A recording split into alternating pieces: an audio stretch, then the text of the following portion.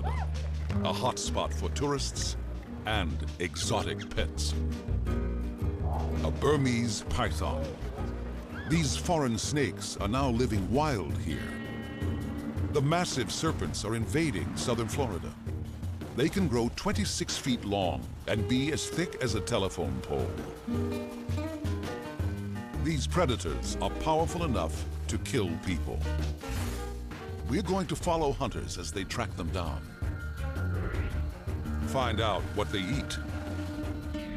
Meet scientists investigating the snakes inside and out. Catch giants deep in the wilderness. Discover other exotic invaders and analyze a strike.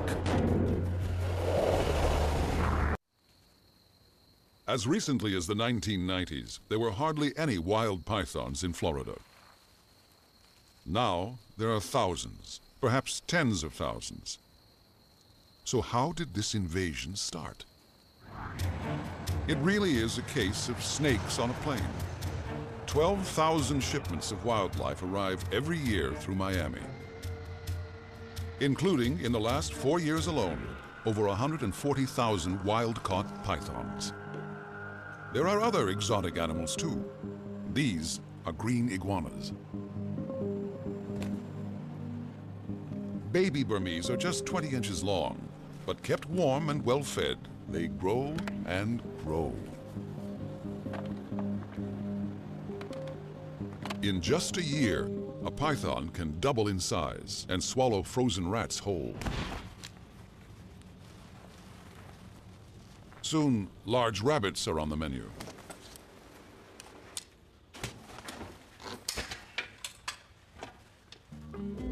The largest captive pythons, this is a reticulated python, really go whole hog. They can gobble up a pig with ease. Many owners are astounded to find that at just 2 years old, their pet python may be 11 to 12 feet long and weigh almost 200 pounds. Suddenly, they have too much snake on their hands. The result is that many unwanted pets have been irresponsibly released into the wild. But the main python invasion force was unleashed by storms. Over the years, some of Florida's animal warehouses have been hit by hurricanes. Snakes escaped and slithered free.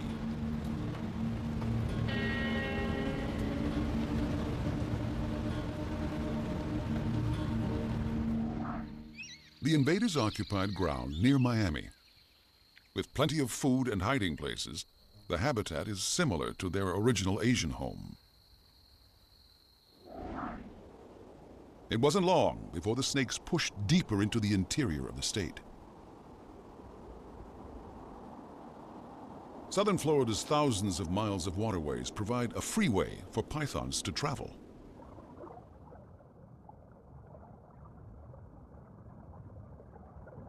Snakes swim gracefully in elegant curves, pushing against the resistance of the water to move forward.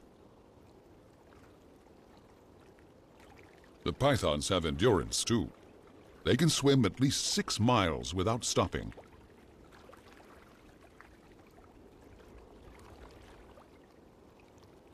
Pythons usually swim at the surface, but if they sense danger, they can hold their breath for up to half an hour.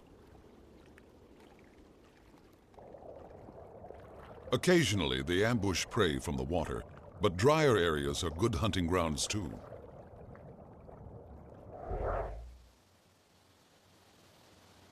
This is a now defunct rocket testing site just 20 miles from Miami. It's prime python habitat. Herpetologist Sean Heflick has a permit to hunt down pythons. He's holding the red balloons because they make perfect targets for a striking snake.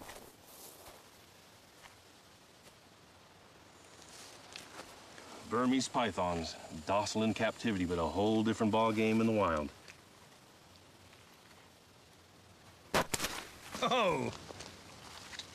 Now, the action is slowed down over 200 times. At this speed, a strike is awe-inspiring.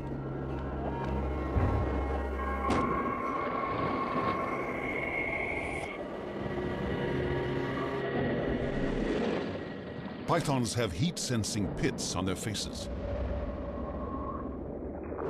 so they easily lock on to a balloon filled with warm water.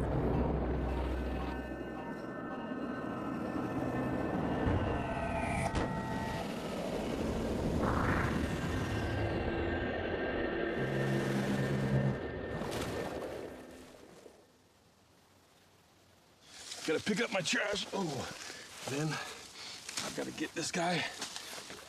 This is a little male. The males have larger spurs, and they utilize these to tickle the female during breeding. What I've got to do is get this guy bagged. He doesn't belong here. Let's go see if we can find some more. Sean's chances are good. Pythons can be thick on the ground here.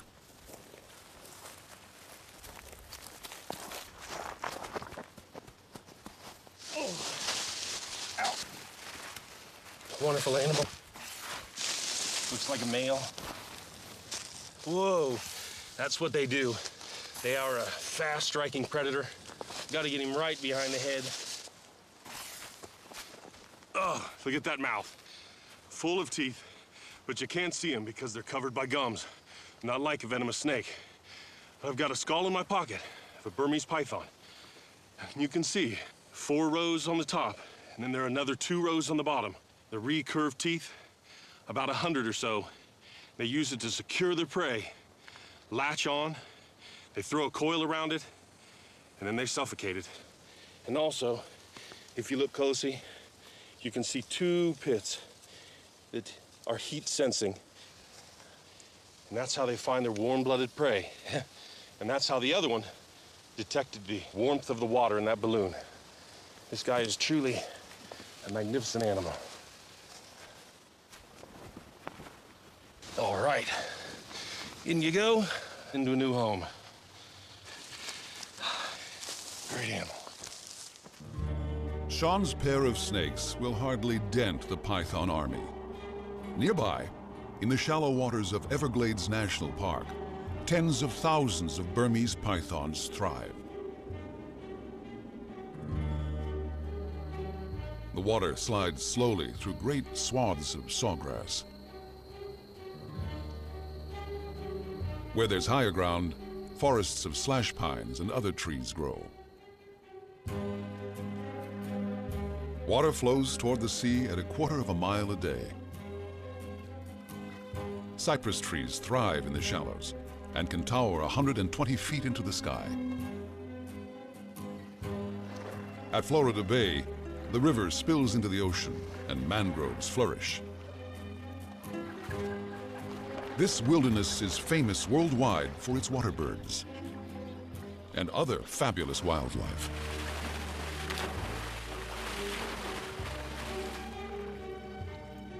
In their Asian homeland, pythons eat water birds.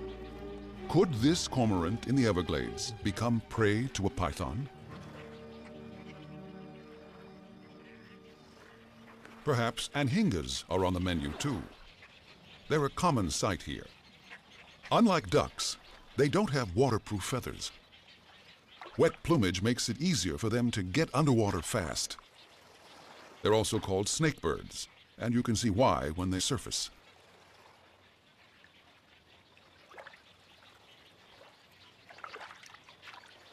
They don't seize their prey with their beaks. These birds are spearfishers. The unfortunate fish has been impaled on a razor-sharp bill. It takes a bit of fancy beak work to free the fish.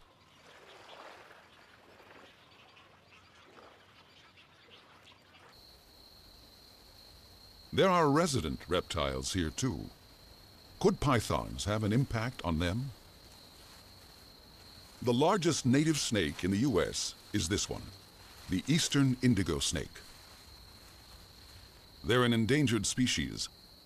Their favorite habitat is longleaf pine. 95% of that has been cleared by people. At first glance, they look jet black, but in the sun, they sparkle like jewels. Microscopic ridges on the snake's skin reflect and split light into different wavelengths. It's a non-venomous species.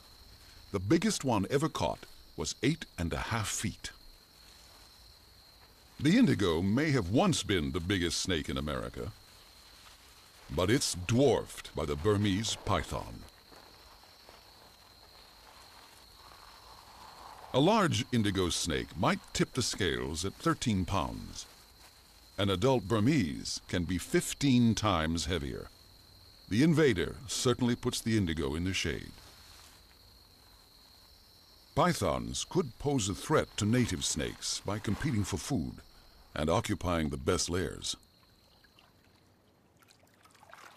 The Everglades are famous for reptilian predators of their own. Alligators. Can the python muscle in on even these giants?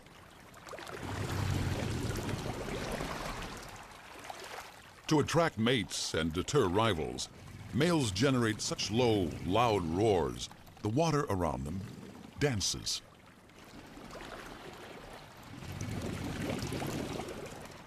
Alligators were once the undisputed reptile kings of the Everglades. But when push comes to shove, who would win a battle now? Alligator or python? It all depends on which one is bigger.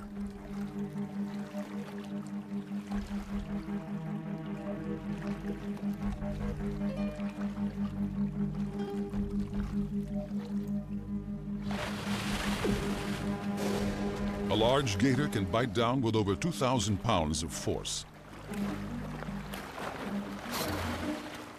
A well-aimed bite on a python's head kills it almost instantly.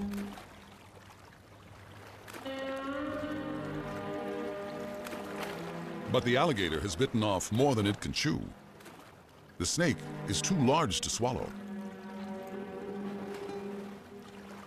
Stashing the serpent underwater will allow the gator to return to bite off chunks once the flesh has rotted. Big gators certainly kill pythons, but the tables can be turned. Pythons begin with a lightning-fast strike. This one grabbed a gator with its razor-sharp teeth.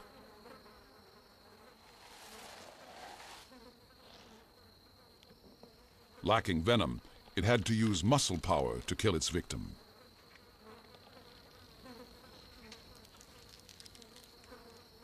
New research has shown that as a snake's coils tighten, they cause a sharp rise in the prey's blood pressure. So the alligator is as likely to have died from burst blood vessels as from suffocation. Snake skin is so flexible, it can be stretched around the largest of meals without tearing, even a tough armored alligator. In a matter of days, powerful stomach acid will completely dissolve the meal. This is an incredible feat. The python has swallowed an alligator half as large as itself. But something just as remarkable is about to happen inside the snake. How does it cope with this massive meal? To learn how that happens, and more about snake physiology, scientists employ some high-tech procedures.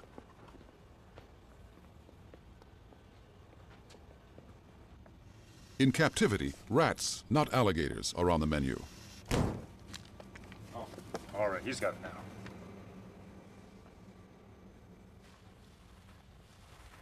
Stephen Secor is a professor and team leader at the University of Alabama. He wants to understand how snakes can stomach their prey. What an amazing animal the python is. I mean, consider, here's an animal that can go a month, even year without eating, and then able to capture, ingest, and digest a meal that's equal to half its own body size.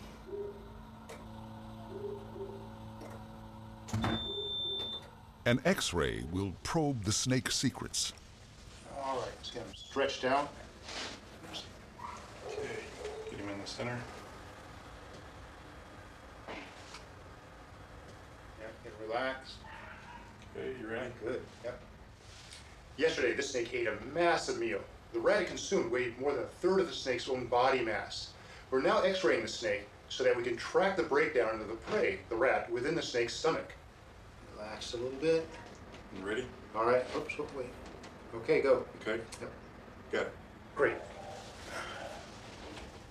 What we see here is the rat inside the python's stomach that we just x-rayed. We have the full rat skull, the upper jaw, lower jaw, and all the bones are still intact. So this is the snake's stomach. It only encompasses this part of the rat. So this part gets broken down first, and the rest of the rat, which right now is in the esophagus, will then move forward and move into the stomach and then be broken down by the hydrochloric acid and the enzyme pepside. Within 6 days, what's going to be amazing is this rat will be completely gone. This is an x-ray of an alligator consumed by a python. Now we know in the Everglades that pythons are eating alligators, and they can do so quite efficiently. Within 1 day, we start seeing a little bit of breakdown occurring in the snout of the alligator. By 2 days, half the skull is missing, parts of the forelimb have already been broken down. At 3 days, only a small part of the skull is remaining.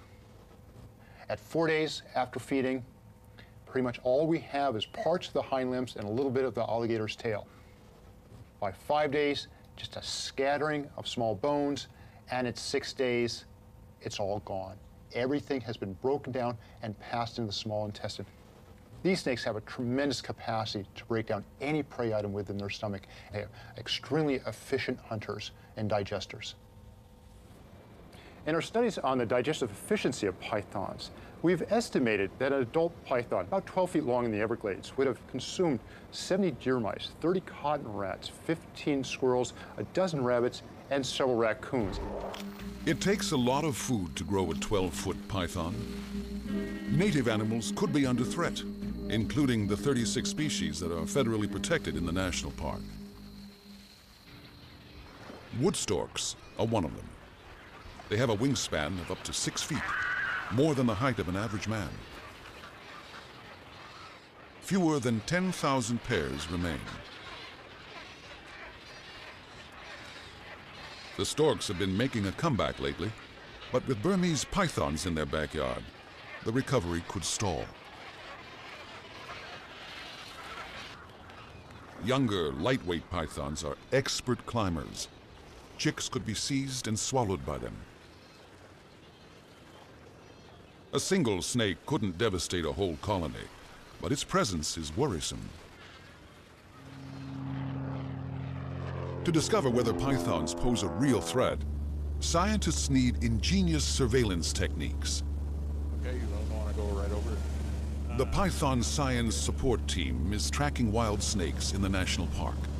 Somewhere below, there's a snake carrying a locator device. Mike Rochford is a python researcher.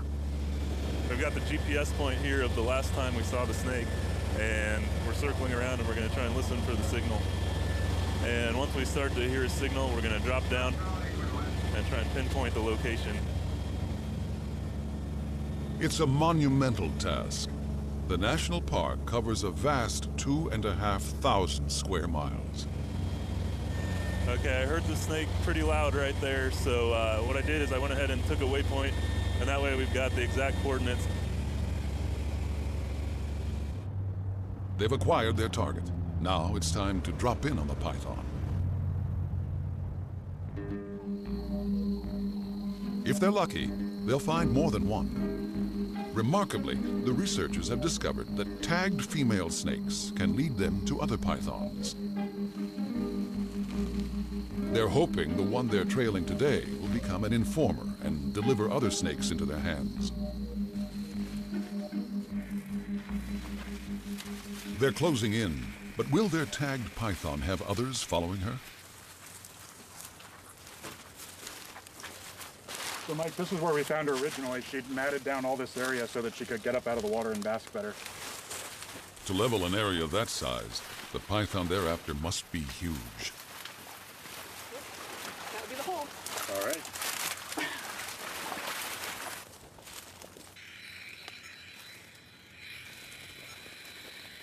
That's what we like to hear. Yeah, we got to get some in Pythons can just melt away into the surroundings. The team is just yards away from an enormous snake But without radio tracking, they'd never find her. I think maybe in this mound, actually. Yep, I see her right back here. Yep, all coiled up.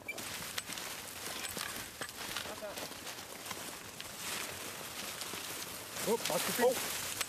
There she is.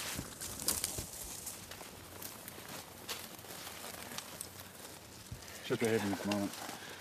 So we want to go ahead and look for the sutures where we implanted the radio transmitters. Looks like it's holding up well. We don't have a gaping wound or anything like that. Okay, here's the second suture right here, and it looks like it's healing up pretty well. So looks like she's a healthy snake, and I think we can go ahead and release her again. At around 15 feet, this is one of the biggest wild snakes ever found in Florida. All right, we ready?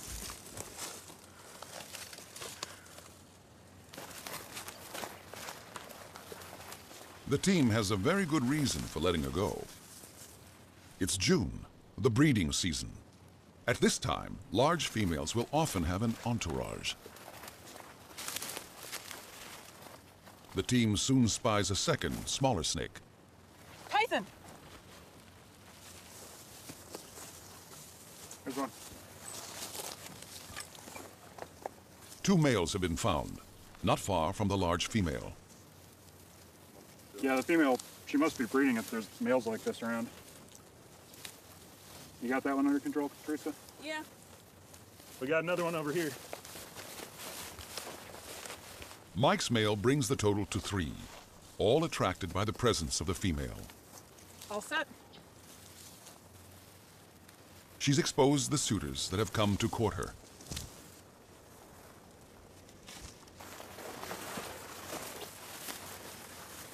The captured males will help confirm what's on the menu for these snakes in Florida. Skip Snow heads the Everglades Python Science Support Team. Okay, it's time to take a look in the stomach and through the rest of the intestines to see what she's been eating. A python's digestive tract is not coiled like a human's. It's effectively the same length as the snake itself. By dissecting pythons caught in the wild, Skip's made many fascinating discoveries. It looks like we're found the remains of an old meal. We have the remains of an alligator in here.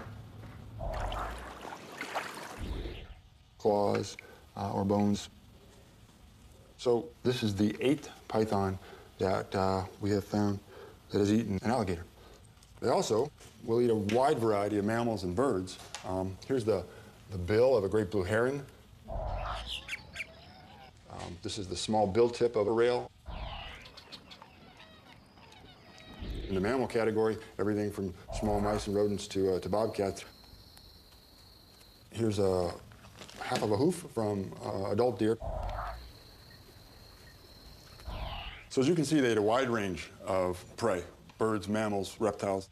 So, pythons mustn't reach areas with endangered species. The Florida Keys. So far, only a few pythons have been found here, probably released pets. A full-scale invasion must be averted because this 100-mile-long island chain is the only home on Earth for the Key Largo wood rat. U.S. Geological Survey biologist Ron Rosar has a network of traps across Key Largo to intercept snakes arriving from the mainland. There are over 60 to be monitored, and each has a tempting lure. So each day we come and we check the traps. Check on 1, to see if there's any snakes inside, and 2, to see how our bait rat is doing. Now we check on this guy every day. Make sure that they have enough food and moisture. This guy looks pretty good. Now the way this trap operates, snake approaches, smells the rat, comes into the cage. Once he enters the cage, the flaps close behind him so he can't get back out. Tries to get to the rat, but the rat's in its own separate enclosure, so the rat can't be gotten to. We then extract the snake from the trap. Sometimes we can get animals in here that we're not looking for, things that aren't big pythons. Some of the native animals that might go in here include wood rats and cotton mice, as well as some of the native snakes. For that, we've put in some escape hatches. So if a native snake, for instance, a yellow rat snake, comes in here, all he does goes to the escape hatch, crawls out. He's safe. So far, no python has made it to the trap line. But when the invasion starts, this will be the key's first line of defense. All this work could help protect the endangered wood rat. Disney's Animal Kingdom and Tampa's Lowry Park Zoo have spent thousands on a breeding program. Right. Oh, hello. These cute mammals live nowhere else. Fewer than 200 of them remain in the wild. Good girl. The wood rat was first listed as threatened in 1969. Since then, their population has continued to decline. Good girl. Human developments have seriously depleted the wooded areas these rodents need to survive, and attacks by feral cats are a serious threat.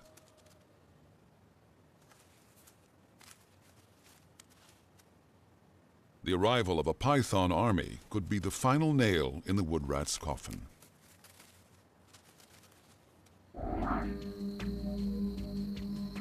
In contrast, python populations are booming. The snakes are invading agricultural land. With almost 3 million acres of it in Florida, there's a lot of habitat for the Burmese to colonize. But these seemingly peaceful fields can be dangerous territory for skulking snakes. At plowing time, they risk being diced between slicing blades.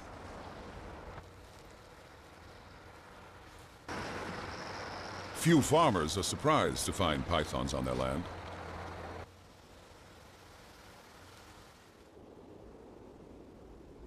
As their range expands into the suburbs, pythons are increasingly crossing paths with people.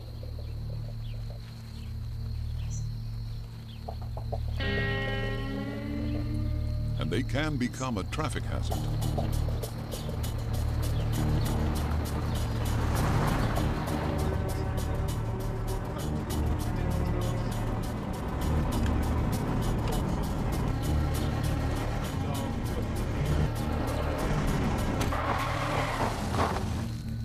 Drivers need to have their wits about them. You wouldn't expect a speed bump to slither. But Floridians are becoming accustomed to weaving around creatures from foreign lands. Burmese pythons are just one of over 400 kinds of exotic animals that live wild in Florida. Parrot biologist Paul Rilo looks for one of his subjects around the luxury hotels of West Palm Beach. To find them, he uses tiny remote cameras. Okay, in she goes. There we go. You know, the great fun about these natural hollows is that you never know what you're going to find. Oh, there we go, we've got a duck. Hey, don't pack the camera. That's not what we're looking for. Let's see what we've got in this one. Oh, that's no good. That's not what we want. We've got a raccoon. And these guys are major predators of the parrots. Perhaps it'll be third time lucky. Okay, let's see what we have here. Well, that's much better. That's exactly what we're looking for. Green cheeked Amazon. There are 3 babies in this nest. And you can see that they're sitting atop a mound of writhing insect larvae because all of the food goes in to the nest cavity and gets accumulated as waste. And it becomes a breeding ground for insects.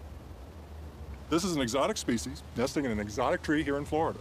But this footage is very useful because this technology and this whole rig is exactly what we use for endangered species across the Caribbean. And these techniques that we're using on this species here are helping us save similar species in the wild. In their Mexican homeland, these birds are threatened. As few as 3,000 remain. Florida is a safe haven for them. Other invaders are more threatening than threatened.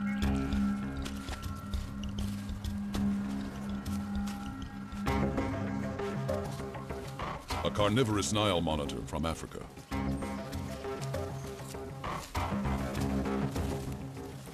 Like the pythons, these go-anywhere lizards are escapees from the pet trade.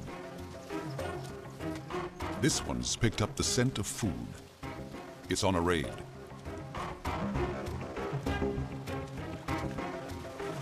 A pond won't slow it down. Strong swimmers, Nile monitors have been found on islands 2 miles offshore. The prey's scent is getting stronger.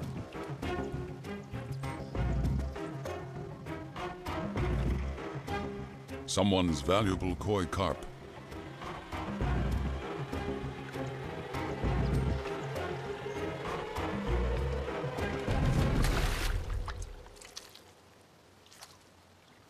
These hunters can also be a threat to native wildlife. They could spell disaster for a rare reptile, not an alligator, but the American crocodile. It breeds in small numbers, close to the Nile monitor's stronghold.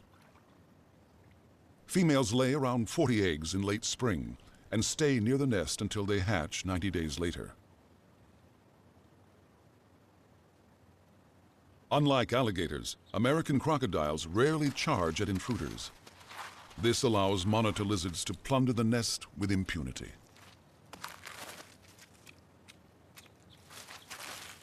These are inveterate egg thieves. In their native Africa, they're major predators of Nile crocodile nests. Some worry that they could dig up the eggs of Florida's endangered marine turtles. But there's hope yet. A trapping program aims to reduce their numbers and prevent native reptiles from having their eggs snatched. Not all reptile immigrants are harmful. A charming lizard from Madagascar lives and breeds in the garden of a popular bar in the Florida Keys.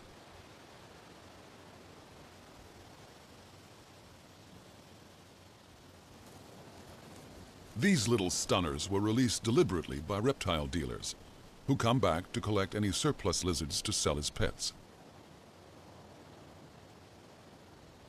Females can lay 12 eggs every breeding season, and the colony here is thriving.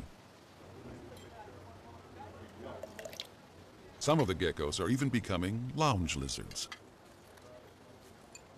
They face uncertainty in their homeland from habitat loss, but perhaps they'll make it in the U.S. Another lizard has taken the States by storm, the green iguana. These iguanas come from Central and South America. Big males can grow over 6 feet long. They sometimes fight in the breeding season, but a bob of the head and a flash of the dewlap under the throat by the largest lizard is usually enough to prevent combat.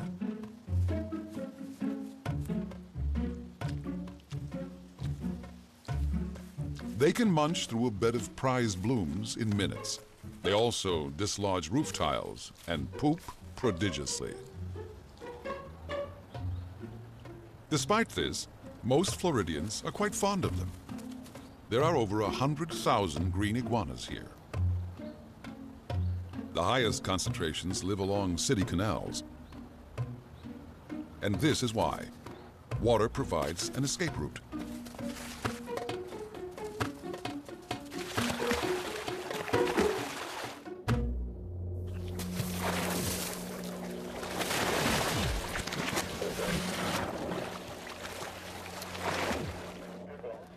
In an effort to stem the tide of exotic animals gone wild in Florida, Miami Metro Zoo hosts a Pet Amnesty Day. Some pets will outgrow their owners, and the day offers a chance for people to turn their critters in. Fish and Wildlife Conservation Officer Patrick Reynolds explains. Basically, it's an opportunity for people to bring in unwanted pets, exotic pets. Pets that otherwise will get released into the wild, like Burmese pythons, iguanas, tortoises, everything to a howler monkey was turned in today. You know about how old it is? Probably about 6. Okay. She loves to be pet. She's very... Some owners have gradually fallen out of love with their animals. For others, the decision to go pet-free is more sudden. Roy, I've had her for 10 years, and she ripped my wife's finger off the other day, and that was the end of that. Events such as this could have helped reduce the spread of the Burmese python in recent years. Since he was a baby. Being as beautiful he is, there will be first picks on him, I'm sure. So All animals are examined by a vet before being turned over to new owners. These guys need a little help. This isn't minor, this is somebody needs to deal with these guys. Every adopter has to go through an application procedure. Some are even interviewed to ensure that the amnesty animals get good, escape-proof homes.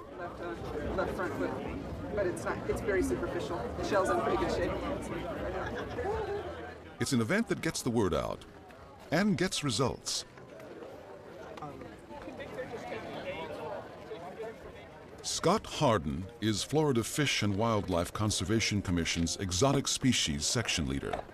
We could easily get 15 or 20 Burmese pythons, 3 or 4 reticulated pythons. Some of the other snakes that require permits we haven't seen yet because they are more unusual in trade, much more expensive. But Burmese are the only ones out in the Everglades to our knowledge, and that's the most common large constrictor.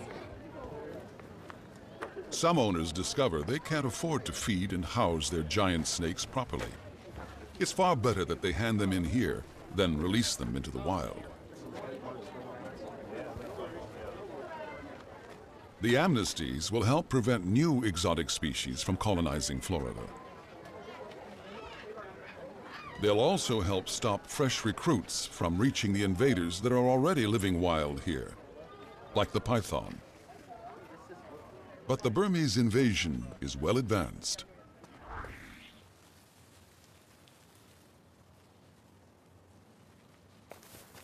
By catching wild pythons, researchers are making good progress in learning how these snakes live here in Florida.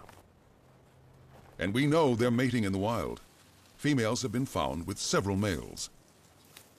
But until recently, a python nest had never been found.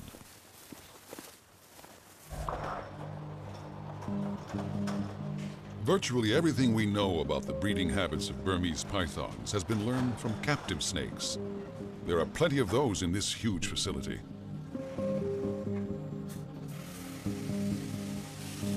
Careful breeding creates eye-popping pythons. Some of the most flamboyant can be worth tens of thousands of dollars each.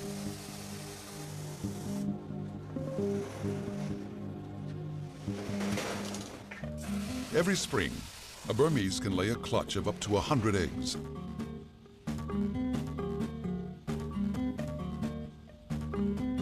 Coils that brought death to prey now wrap protectively around the eggs to keep them alive. Shivering generates heat. Warmth from twitching muscles can raise the egg's temperature by as much as 11 degrees Fahrenheit.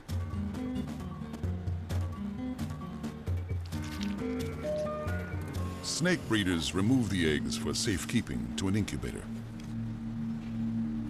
It takes 2 months at 90 degrees Fahrenheit to hatch the eggs. But what happens in the wild?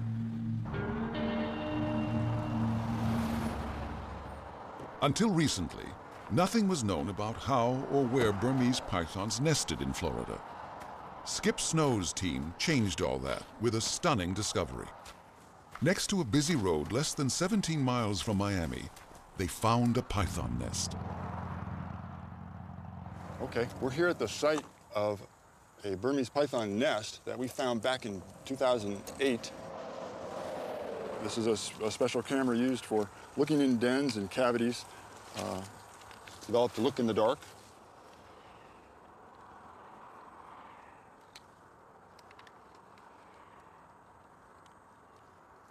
When we did this back in July 2008, we found a female brooding on her 27 eggs, which we would find out later when we dug her out. It's probably, don't know for sure, but probably the first time that it's been observed and filmed in the wild, at least certainly in the United States. So this is proof positive that Burmese pythons are breeding in the Everglades. When python babies leave the nest, they face many dangers here in Florida. At just 19 inches long, they're vulnerable to attack from native predators. A king snake. It specializes in eating other snakes.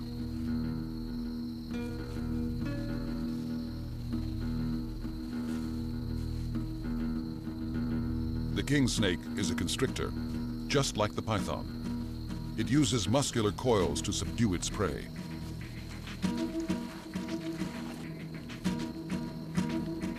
Surely the baby python has no chance now.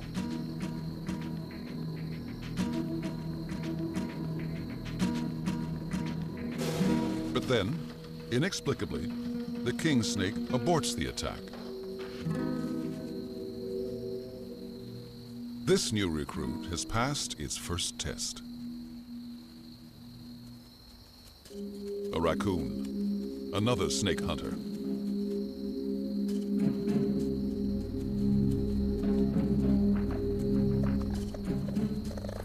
The raccoon's sharp teeth can easily pierce the hatchling's skull.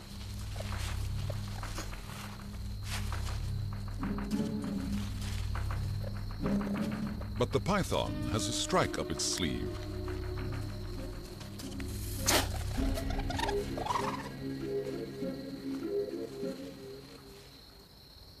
Some recruits to the python army may suffer fatal injuries, but those who survive their first tour of duty stand a much better chance of defending themselves. A 6-month-old python is large enough to fight off any raccoon, and at 1 year old, the raccoon could be on the python's menu. Large pythons are invulnerable to all but the biggest alligators and one other hunter. Us. The South Florida Water Management District employs Bob Hill to wage war against invaders on their land. I probably found close to 75 or 80 pythons along this right away. Bob kills any snakes he finds. Their bodies are used to help python scientists add to their knowledge of these giant snakes. This python's about 9.5, 10 feet long. I've caught probably 100, 200 snakes in the area where this one was picked up, the largest one being about 16 feet. Some areas teem with pythons. In about a week, we recovered 54 pythons that had been killed in one small agricultural field. Snakes are spilling out of the national park. The army of snakes is gaining territory. Just how big is the invasion force? We don't know for sure. We may not know for many years, but we do believe that it's on the order of thousands, if not tens of thousands. It's no longer just hundreds or a dozen. The army is gaining in size and strength. More and more invaders are being seen, and not just by scientists. Oh my God, look at that snake! In the Everglades, Burmese pythons could cause all sorts of problems. One of those is competition with our native animals for food. Gators and pythons have similar diets, as do endangered indigo snakes. There may not be enough to go around. They will eat almost any animal out there, no matter how big or small, from rodents to adult deer, bobcats, birds. We have a number of threatened and endangered species in South Florida that are potential prey for Burmese pythons. It could make the difference between survival and extinction. Another one may be competition for space. Pythons take over water holes and burrows that would otherwise be inhabited by native animals. Another one, clearly, that we know very little about is disease. Pythons may have brought foreign parasites with them, or at least act as reservoirs for pests that transfer to Floridian reptiles. And lastly, is obviously safety. There's a good chance they may leave the Everglades and they go onto highways and could cause hazards to traffic and humans in that way. In addition to traffic accidents, there is that chance that a python could attack a human. Burmese pythons aren't known to hunt people, but they do have the tools by which to kill people. So we do have to recognize that they are potentially a hazard. So are pythons here to stay in the Everglades? And if they are, will we be seeing even more of them in the future? We're never going to eradicate them. We don't have the money, the manpower to exterminate Burmese pythons. We have to learn to live with them. They're with us. We have a team in Everglades National Park trying to eradicate them from the park. But outside of the park, in the city, they're still there, and they're probably always going to be there. There's too many places for them to hide. The goal is clearly to contain the population as we have it now and try and keep it from spreading to areas where it's not. Hopefully, at the very least, we can contain it and we can suppress the impacts that they may have while we wait for a good technique.